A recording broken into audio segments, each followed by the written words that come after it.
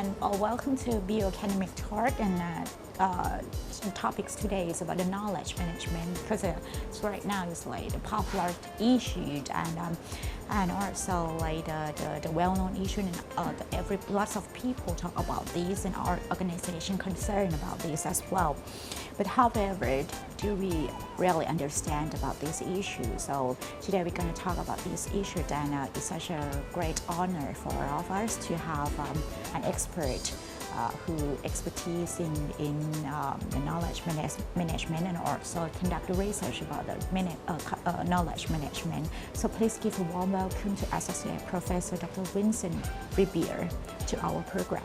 Hi, good morning, Dr. Vincent. Good morning. So as you know, today we're going to talk about the KM, the knowledge management issue, especially in higher education.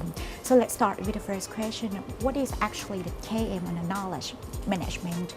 Do you think that the people around the world understand clearly and accurately about the knowledge management KM?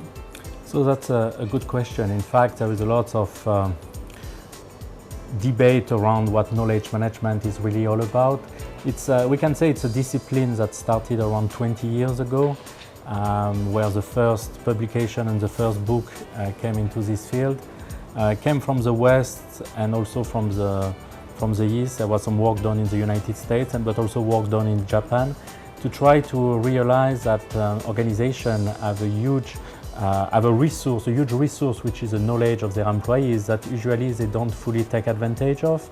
And most of this knowledge remain in the head of the employees. So when employees leave the organization, they leave with their knowledge, and very few things are done to retain this knowledge to benefit the organization. So knowledge management tries to see how organization can try to better facilitate the sharing of knowledge among the employees, to capture some of it, to leverage some of it so they can better take value out of it. And out of knowledge can come up with some improvements, some innovation, and lots of benefits of doing so. So knowledge management is how do you facilitate this process, and how do you motivate people to share and to learn from each other, to collaborate.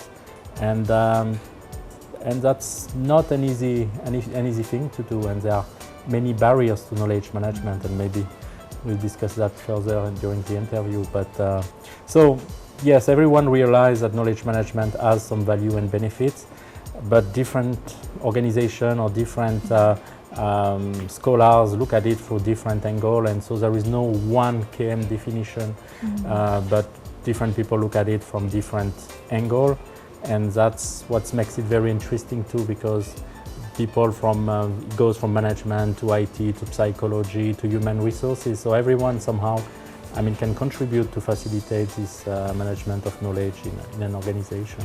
So what is the well-known definition of KM? Well, there is not well-known one. Some people will define it as a process of capturing or identifying knowledge and making it available to whoever might need it, when they need it, in the format that they need it, so they can make the best decision.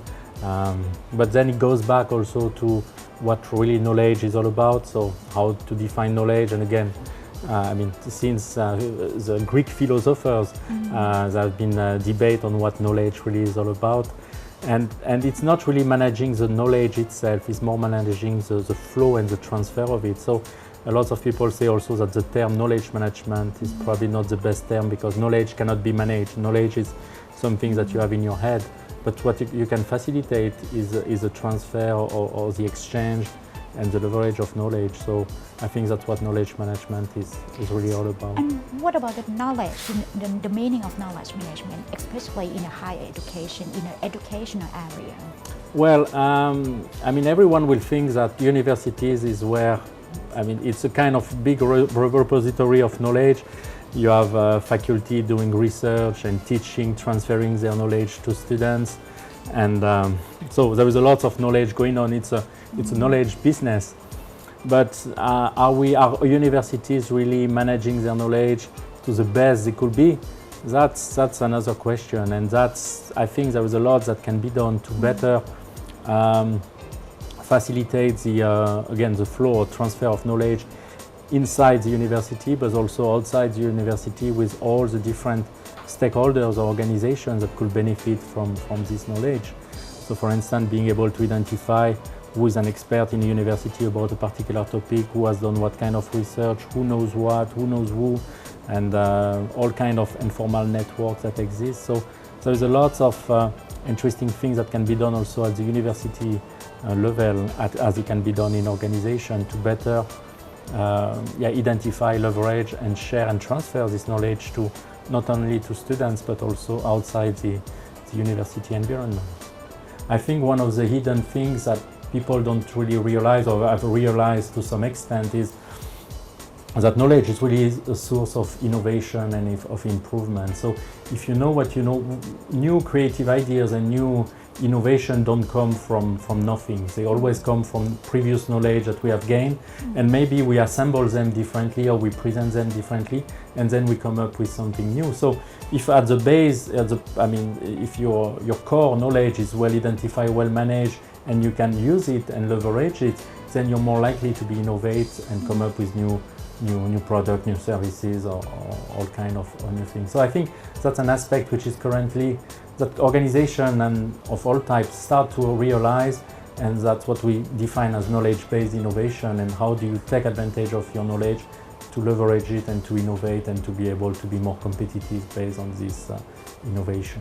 Nonaka was is a Japanese researcher, professor who wrote one of the first books on knowledge management, the Knowledge Company. And what it looked like is looking at how Japanese companies somehow come up with innovation, but based on the knowledge that they know. So he looked at how the transfer of knowledge from tacit to explicit, and maybe I need to spend a little bit of time to explain this. Usually we can classify knowledge as being explicit or tacit. Explicit knowledge is something that I can explain to you. It can be easily communicated and it can be easily written down. So that's what we call explicit knowledge. And there is also tacit knowledge. Tacit knowledge is a kind of knowledge that you have in your head that is much more difficult or almost impossible to transfer. Like there is a lot of knowledge like this, which is tacit because it's very difficult for us to explain why we are doing it. It's clear in our brain, but it's very difficult to express it. So what Nonaka tried to do is to look at how the knowledge can be transferred from tacit to tacit, tacit to explicit, explicit to explicit, and explicit back to tacit. So how do you make sure in an organization there are mechanisms and things in place that allows this knowledge to go from something which is written down, so explicit, to something which is based on learning and experience. So going back to your original question, so I diverted a little bit. The idea is how do you make sure in a university or in any organization you have in place some mechanism or some processes or some activities which allow people to, for instance, meet face to face and share their tacit knowledge. Like you can have, for instance, some mentoring or tutoring where people spend time together and they learn from each other, like a junior employee with a more senior one will spend a month or 2 months or a year together, and by spending time, so lots of this tacit knowledge from the senior employee will be transferred to the junior. Now that's from tacit to tacit, then from tacit to explicit, how do you try to capture some of the knowledge that people have, for instance, on how they make decisions, on how they manage something, and how do you try to capture this and to articulate it? That's usually the field of what we call knowledge engineering, is trying to understand how people think, how they make decisions, and all this kind of thing. And then there is a field from explicit to explicit, means that how do you take advantage of all the information that you have, and how do you bring this to a next level? Like you will collect a lot of information about what students have learned, for instance, and you compile it and you create what we call some meta information to better analyze or understand the overall picture. And the last phase is how do you move from explicit to tacit, and that's how do you, by reading a book, how do you learn, or how do you recreate, or by experiencing, how do you create your own knowledge, tacit knowledge, by using some of the sources. So that's the SECI model: socialization, externalization, so SE, C combination, and SECI, and internalization phase of the SECI model. So the idea is how do you make sure that all these activities are in place in an organization, so knowledge can be shared, transferred, leveraged, and innovation can come out of it. Communities of practice will be an example where people with the same interests get together and try to share their expertise and learn from each other to leverage their knowledge. So it's a way to transfer tacit knowledge from individuals who meet physically, but also to develop some content, so to develop some codified knowledge through creating documents, manuals, checklists, anything that can help others who later on will have the same interest to learn from this group or from this community of trust in knowledge management is very important. If people don't trust each other, they are not really likely to share easily. Now you have other type of activities, like I mentioned about mentoring or tutoring, to get people also spend time together and share. Otherwise, you have a lot of tools that can help to facilitate, so IT tools or all kind of practices that can help to better understand, for instance, where knowledge is, on where or how the knowledge flows in the organization.